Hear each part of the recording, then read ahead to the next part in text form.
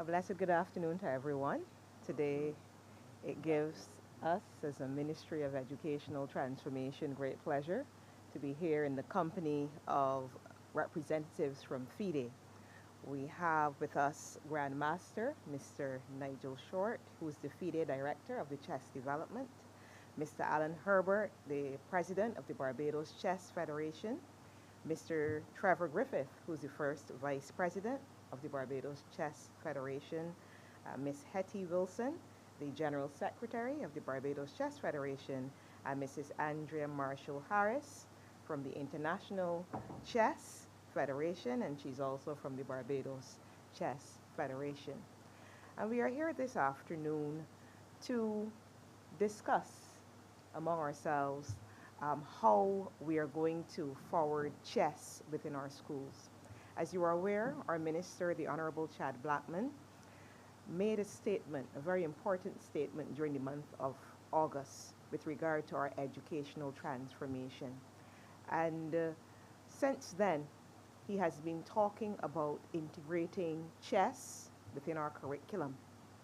He has been talking also about ensuring that Barbados becomes the #1 education system in the world in 7 years. And you may ask yourself, so why chess? As Minister says, chess teaches our children how to play the long game. It teaches them critical thinking skills. It allows them to problem solve. It teaches them resilience. They learn patience as well. Now, this afternoon, we had a very productive discussion. There was a courtesy call, and there was some good discussion between the Ministry of Educational Transformation and FIDE. And it is against this backdrop that we are now having a press briefing where we will share with you the outcomes of that meeting. So I will now turn over to our Honorable Minister Chad Blackman, who will share with you the background and talk a bit about what that meeting was about. Thank you very much, Chief. Mr. Nigel Short, Director from the International Chess Federation, FIDE, and his team, of course, anchored locally by the President of our National Chess Federation, Mr. Alan Herbert, members of his team, his first Vice President, second, and General Secretary, members from the Ministry of Educational Transformation, our Permanent Secretary, head of our curriculum team, and our education officer with responsibility for chess. This afternoon's discussion, of course, comes at a very critical time for the country. As you've heard the Chief indicate, over the last few weeks and few months, I would have been speaking to the country with respect to the future of education. And in particular, in Parliament, I outlined where the future of that education system will go. As you've heard already, and as you've heard many, many times as well, we've set a very bold agenda and ambition to be the #1 education system in the world in 7 years. And that therefore requires of us a number of things. One, not just the traditional transformation of the curriculum, which of course is important, but when you dig deeper, how do we ultimately prepare the children of Barbados to be global citizens who are competitive, who are anchored in resilience, who are confident, who are critical thinkers, and who can think in any circumstance, whether positive or negative, and to rise to any challenge to be able to do so effectively. And it is our view, particularly coming from the Chess in Education Summit held a few weeks ago in the United States, where we would have formally met the International Chess Federation and their team, that chess has a critical role to play in our national development. And that's the first point I want to make. This is about ensuring that as a country, through education, that we can prepare our young people who will go on to be, of course, adolescents and adults and into the productive sectors of our country, to prepare them and to give them a global head start. I repeat, we've taken the view that we must ensure that we give our children, through chess in schools and education, a global head start.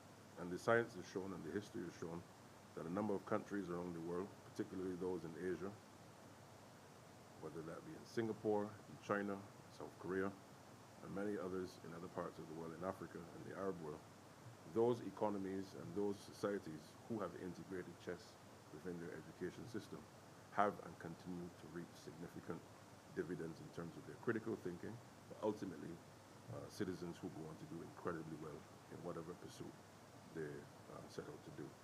Now, of course, there are a number of things that can happen. Part of this would be that not only will we have it in schools, but surely, based on the laws of averages, at some point, I'm sure, we will have a grandmaster or two joining Mr. Short here, who himself is a grandmaster, and I invite many of in our audience to also go onto the internet and to see your very decorated history. If my memory serves me correct, it was in 1981 where you would have, or 84 actually, I think where you would have achieved great measure. And when you look at BBC and some of the interviews thereafter, you realize that we're in very august company this afternoon. But suffice it to say, it's not just simply about having the ability to produce grandmasters in chess. If that happens, then we're better for it. But what we're doing deliberately, as a matter of course, is to ensure that every child in Barbados who passes through our system, of course anchored by the necessary training, and of course the Ministry of Educational Transformation and our team will ensure that the requisite training will commence in earnest, as far as I'm aware, in January, so that we can have a rollout effectively in September of 2026 academic year. And we are therefore, as I said, proud to be putting our education system in a direction that prepares our children for the world. This is a deliberate strategy, and we are proud that we're doing it. But in addition, I also want to mention the fact that when you also look at inclusive education, particularly for those who may have some challenges, there are a wide set of challenges that may occur. For example, persons who may be on the spectrum, let's say. It does not stop them from being involved in chess.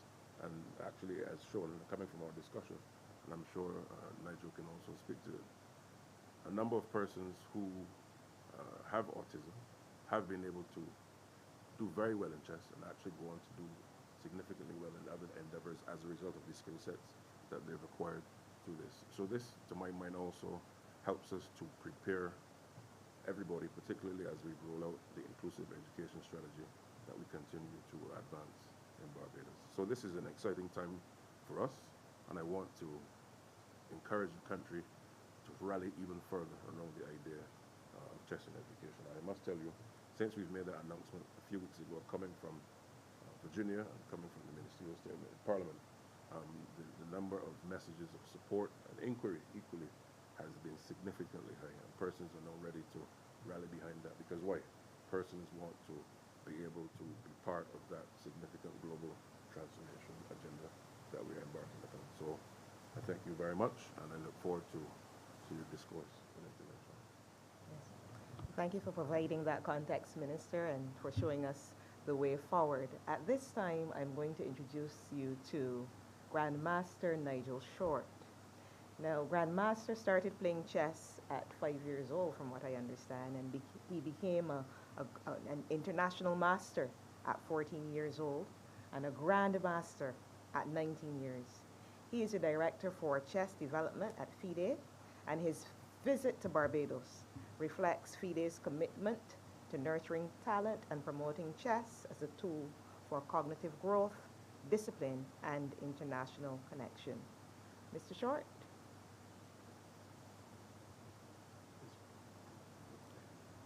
Thank you very much.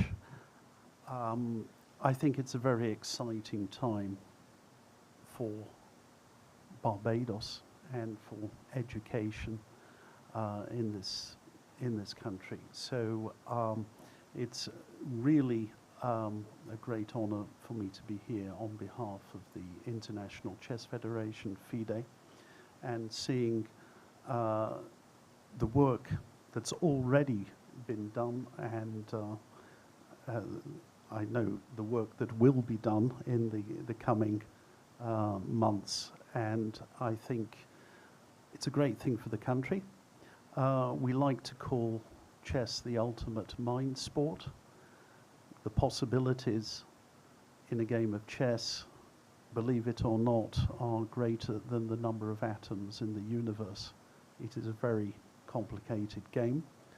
But here, it's a very old game as well, 1,500 years old. But here we are talking about something else. The primary purpose of this initiative is not to make a nation of chess grandmasters, although I think you'll have no objection if that happens. But it is using chess as an educational tool to make the young people in this country, teach them those very, very useful skills. As I mentioned in our discussion earlier, we're living in a TikTok world where attention spans are very, very short. We have issues with students using AI rather than thinking for themselves.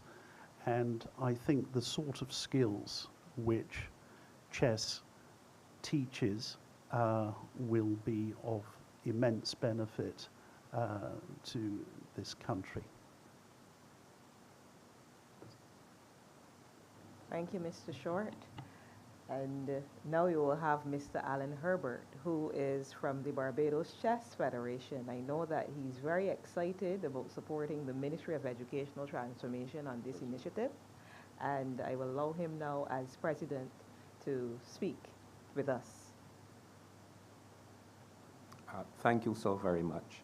First of all, I would like to sincerely express my gratitude not only on behalf of the Chess Federation, the chess community in Barbados, and the International Chess Federation, but as well personally as a citizen for when I reached out to the minister with the opportunity to collaborate on helping us make available the opportunity that chess provides to all of our young people coming forward. And it was like almost instant that we got back the response that the ministry would be more than delighted to collaborate, and that the timing was just fortuitous and could not be at a better time.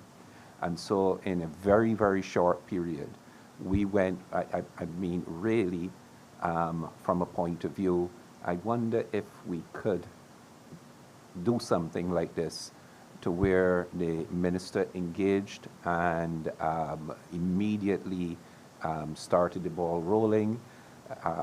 We are going to be working very closely with the ministry in terms of the outreach program. It's part of our federations and the international federations wider program of outreach to I would say, leverage one of the most unique things about chess, its inclusivity.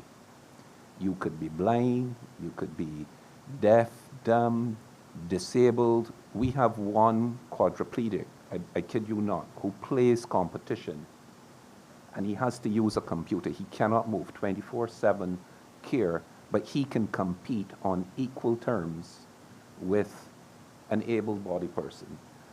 So we see this opportunity in terms of participating in the transformation of the educational system, because we firmly believe that the choices you make, I make, our children will make, are going to be the things that will make Barbados a better place in the future and continue to punch way above its weight given its size. So we look forward to working very closely.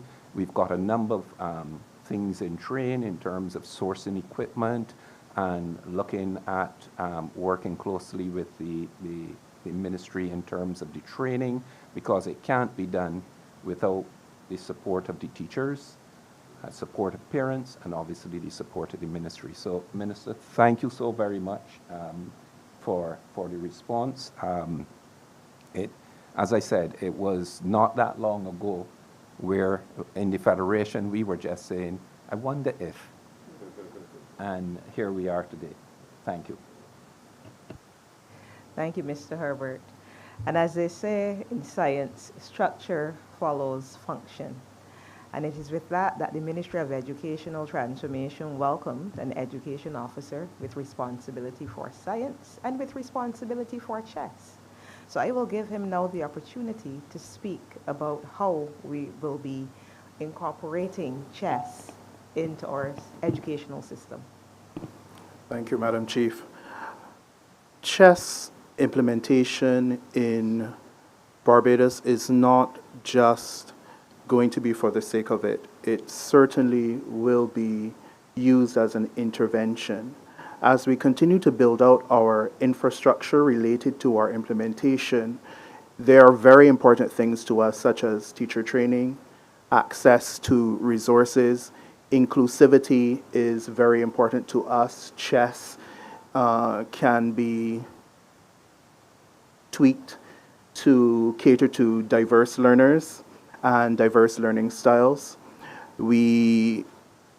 Minister would have mentioned our national development goals and how important chess will be towards that as well. There's lots of research on the cognitive enhancement that can occur, the socio-emotional development, the increase in academic performance, the increase in teacher effectiveness. Many teachers who have implemented chess report smoother classes and increased student receptiveness. So we are looking at chess from 3 points of view: from a social aspect, a competitive aspect, but most importantly, from an educational standpoint. Educational chess, incorporating chess in our classrooms as part of our curriculum, will help us to meet some of these goals. So at this time, I will now turn over to Minister Blackman to offer his closing remarks. Thank you, Chief, and thank you, everyone, for your interventions. Let me also say it would be remiss of me and the ministry if we didn't use this occasion to also say thank you very much to who will now become like a sister to the ministry and help to put all of this together and to drive the agenda of chess in schools, and chess in education. And I understand that you sit on the International Commission. I'm talking about no other than, of course, Andrea Marshall Harris of the Barbados Chess Federation. And we really want to thank you for what you've been able to do in putting all of us together. Mr. President, your words are certainly welcome. And as you said, it wasn't not too long ago when all of this was simply just an idea. But now we've seen that it is not just an idea, but a commitment for development in Barbados. And I'm also very happy that, and my understanding, having spoken to Director Short, is that Barbados certainly then would be the first country in the Caribbean, certainly in the English-speaking Caribbean, to be able to deliberately have this as an inclusion in our curriculum for education. But whilst that is good, the real test now becomes, how do we ensure that we drive this agenda going forward? How do we ensure that we can see our young people having those cognitive abilities even further enhanced? Because let's face it, our young people are incredibly bright. But as I said earlier, we want to give them that global head start in being not just number one in the world in education, but number one in the world in all other pursuits of endeavor of this country. And therefore, again, the Ministry of Educational Transformation is taking its role of ensuring that we can put our children who go on to be adults in this country literally ahead of the curve even before they leave primary and secondary schools going forward. That's the first thing. And ultimately, a number of things came out when we also spoke earlier. You mentioned about and reminded us about the fact that chess is a quiet sport. It is not one where you have thousands of people in the stands cheering you on loudly. They'll be doing so in their minds and in their hearts. But that benefits the players of the sport tremendously. Why? Because, of course, it therefore forces you into an automatic discipline where you concentrate, you focus yourself over, with your opponent. But ultimately, as I said before, and as you've heard, that preparation allows you to do so to be able to do other things in life. And it's also about life choices. So just as you will do in a chess game, and you think 2 or 3 or perhaps even 6 or 7, I don't know, steps ahead of the move that you're going to make, so too must we help our young people to do so in life as well. And that has benefits in terms of conflict resolution, that has benefits in terms of time management, that has benefits in terms of managing your finances, managing interpersonal relationships. How do you ensure that you can now think long term in every single thing that you can do? And it is our view, therefore, that chess, therefore, in education, will provide the platform for this country to be able to see the gains that we want to accrue going forward in our pursuit for excellence as a country. So I simply want to thank you very much once again, Director Short and President Herbert and your team, and to also my team as well, who continue to give yeoman service to the country with the pursuit of ensuring that we can have the #1 educational system anywhere in the world within the next 7 years. So over to you, Chief. Thank you, Minister. And there we have it. There we have it. The Ministry of Educational Transformation will be implementing chess in schools in short order. We'll be teaching our children how to play the long game.